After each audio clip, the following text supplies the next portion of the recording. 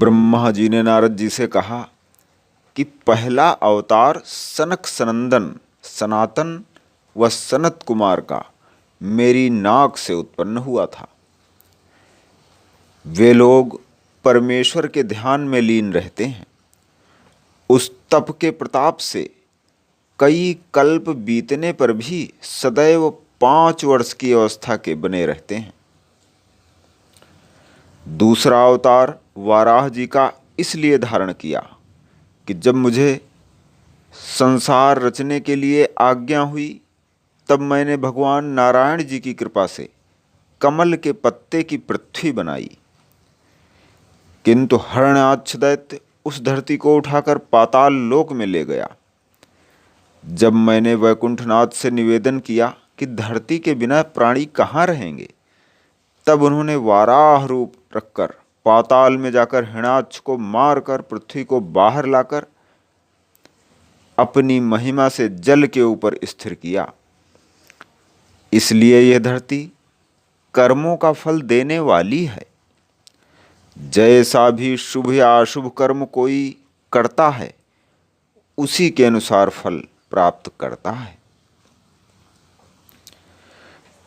तीसरा अवतार यज्ञ पुरुष का लेकर संसारी राजाओं को यज्ञ करने के लिए मार्ग बतलाकर कृतार्थ किया। चौथा अवतार हयग्रीव का धारण करके पाताल में जाकर मधुकैटभ दैत्य को मार दिया और जो वेद वह दैत्य चुरा कर ले गया था उसे लाकर मुझे दिया। पांचवा अवतार नारायण जी ने मूर्ति नाम कन्या में धर्म ऋषिश्वर से धारण करके बद्री केदारनाथ उत्तराखंड में बैठे हुए इस इच्छा से तप करते हैं जिसमें संसारी लोग मुझे तप करते देखकर स्वयं भी परमेश्वर का तप व स्मरण किया करें। छठा अवतार कपिल देव मुनि का लिया और अपनी माता देवहूति को सांख्य योग का ज्ञान सिखलाकर मुक्ति प्रदान की। सातवां अवतार दत्तात्रेय जी का लिया और राजा यदु को ज्ञान सिखलाया, जिसके प्रताप से वह मुक्त हुआ और दत्तात्रेय जी ने 24 गुरु किए। आठवां अवतार ऋषभ देव जी का लेकर सरावगी व जैन धर्मियों की जाति संसार में प्रकट की। नवां अवतार राजा पृथु का लिया और अपने पिता बेन को नरक जाने से बचाया और गौ रूपी पृथ्वी को दुहकर दूध के समान सभी औषधियां उसमें से निकाली। पहाड़ों को जो जगह पृथ्वी लिए थी उठाकर उत्तराखंड में रख दिया। पृथ्वी संसारी जीवों के रहने के लिए खाली करके नगर व गांव बसाए। 10वां मत्स्य अवतार लेकर राजा सत्यव्रत को प्रलय का तमाशा दिखलाया। 11वां कच्छप अवतार धारण किया और समुद्र को मथते समय मंदराचल पर्वत अपनी पीठ पर लेकर समुद्र से 14 रत्न निकाले।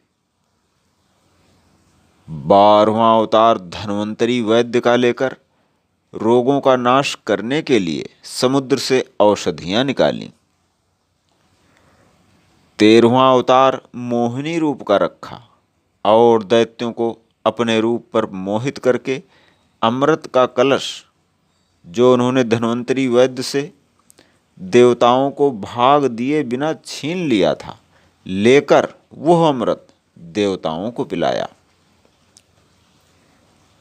14वां नृसिंह अवतार धारण करके हिरण्याकश्यप दैत्य को मारा। 15वां वामन अवतार रखा और 3 पग पृथ्वी बलि से दान लेकर देवताओं को दे दिया। 16वां अवतार हंस पक्षी का लेकर सनत कुमार को ज्ञान सिखलाया, उनका गर्व नष्ट किया। 17वां अवतार नारायण का अवतार लेकर ध्रुव भक्त को दर्शन दिए। 18वां हरि का अवतार धारण करके ग्राह से गजेंद्र के प्राण बचाए। 19वां अवतार परशुराम जी का लेकर जो दुष्ट पृथ्वी पर हरिभक्तों को दुख देते थे उन्हें मार डाला और 21 बार क्षत्रिय राजाओं को दूसरे क्षत्रियों समेत मारकर उनकी पृथ्वी छीनकर ब्राह्मणों को दान कर दिया। 20वां अवतार भगवान रामचंद्र जी का धारण करके पापी रावण को दूसरे राक्षसों समेत जो गौ व ब्राह्मणों को कष्ट देते थे मार डाला और लंका का राज्य विभीषण को देकर हनुमान जी को यश दिया। 21वां अवतार वेद व्यास जी का धारण करके संसारी जीवों को भवसागर पार उतारने के लिए 4 वेद, महाभारत, 18 पुराण बनाए। 22वां अवतार श्री कृष्ण जी का लेकर कौरवों व पांडवों से महाभारत कराकर कंस, कालयमन, जरासंध आदि अधर्मी राजाओं को मारकर पृथ्वी का भार उतारा। संसार में बहुत सी लीलाएं की जिसका वर्णन आगे है। 23वां बौद्ध अवतार लेकर दैत्यों का यज्ञ करना धारण किया। कलयुग के अंत में 24वां कल की अवतार धारण करके तलवार हाथ में लिए हुए नीले घोड़े पर सवार होकर धर्मी व पापी लोगों को मारेंगे और सतयुग का कर्म संसार में आरंभ करके धर्म की वृद्धि करेंगे। हे नारद, 24 अवतारों का यह वर्णन अपनी बुद्धि के अनुसार हमने तुमसे कहा है। जो ज्ञानी मनुष्य परमेश्वर को अच्छी तरह से न जानता हो उसे ज्ञान प्राप्त करने और मुक्ति पाने के लिए इन सब अवतारों की कथा व लीला अवश्य सुननी चाहिए। जो ज्ञानी मनुष्य सब जीवों में परमेश्वर का प्रकाश एक सा देखता हो उसे ब्रह्मज्ञानी जानकर जीवन मुक्त समझना उचित है। हे नारद, मैं ब्रह्मा संसार की रचना करता हूँ, विष्णु जी सभी जीवों का पालन करते हैं और महादेव जी सभी का विनाश करते हैं। ये तीनों अवतार भी नारायण जी के ही हैं। वह सारा संसार परमेश्वर की माया से स्त्री, बच्चे और द्रव्य रूप माया जाल में फंसा रहता है।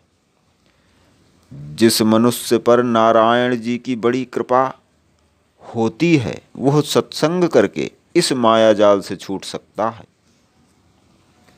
नहीं तो इस संसार रूपी माया जाल से छूटना अत्यंत कठिन समझो।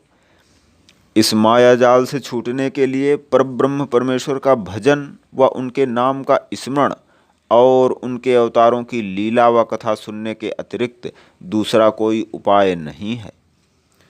अवतारों की लीला चारों वर्णों को सुनना चाहिए।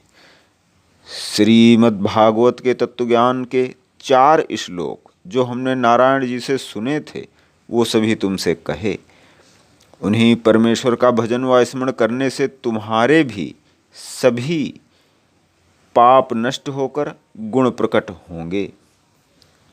हे नारद, कई बार मेरे जैसे ब्रह्मा व तुम जैसे नारद संसार में उत्पन्न हो चुके हैं। इसका वर्णन परब्रह्म परमेश्वर के सिवा दूसरा कोई नहीं जानता। प्रत्येक कल्प में सभी जीव अपने कर्मानुसार पुनः जन्म पाते हैं। जिस देश में देव स्थान नहीं होता, परमेश्वर की कथा नहीं होती और जिस घर में कोई यज्ञ और होम नहीं होता वहाँ कलयुग का वास अधिक होता है। वहाँ के मनुष्य काम, क्रोध, लोभ और अहंकार में भरे रहते हैं। यही क्रोध आदि पाप की जड़ हैं और मनुष्यों से अनेक प्रकार के अधर्म कराते हैं। परमेश्वर की माया को महादेव जी, दक्ष प्रजापति, देवता, सनकादि, भृगु ऋषिश्वर, प्रहलाद, राजा बलि, अम्बरीश और प्राचीन महर्षि आदि थोड़ा सा जानते हैं। जिस जीव को अहंकार नहीं होता वही परमेश्वर की माया से छूटकर भवसागर पार उतर पाता है। जो लोग हरि भक्त होते हैं और परमेश्वर की शरण में रहते हैं उन पर माया का कुछ वश नहीं चलता। नारद जी नारायण जी का यह प्रताप ब्रह्मा जी से सुनकर बहुत प्रसन्न हुए और वीणा बजाते व परमेश्वर का गुण गाते हुए प्रस्थान कर गए।